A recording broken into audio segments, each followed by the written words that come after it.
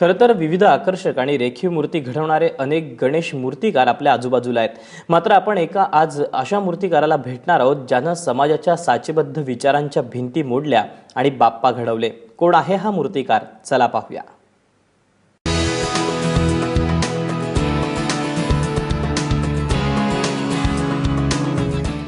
विजया, वय अवघं 18 वर्ष.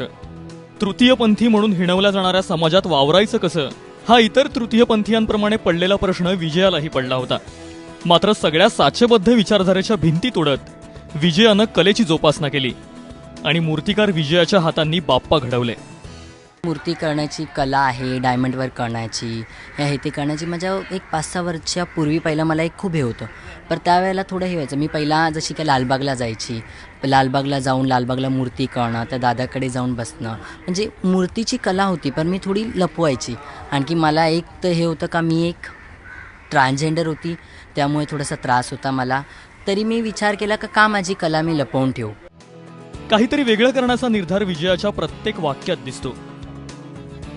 गौरी सावंत जे आहेत त्यांना मी एक वेळेस असं हे टाकला का हे आहे ते आहे, तर ते मला बोलले तू एवढं लांब का जातेस, त्यापेक्षा तुझ्या मालाडमध्ये कुठे कारखान्याच्या. तर जसं का आता हे आपण शैलेश भाई आहेत, त्यांच्या इथे एकदा आली, मग ते मला बोलले ठीक आहे ही मूर्ती घे, ही मूर्ती करून दाखव. मग वर्क करून दाखवलं, त्यांना आवडलं का हो खूप छान वर्क करते. विजयाला मुलाची साथ दिली ते मूर्ती कारखान्याचे मालक शैलेश भाई आणि सखी चारचौगी संस्थेने.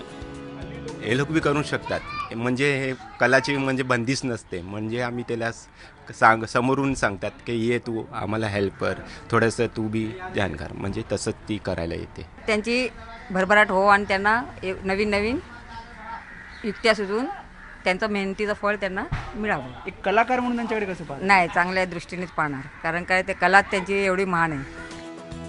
खरं तर विजयानं साकारलेले बाप्पा म्हणजे एक आदर्श आहेत.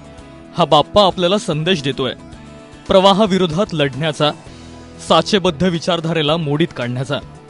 वेदांत नेब, ABP माझा, मुंबई.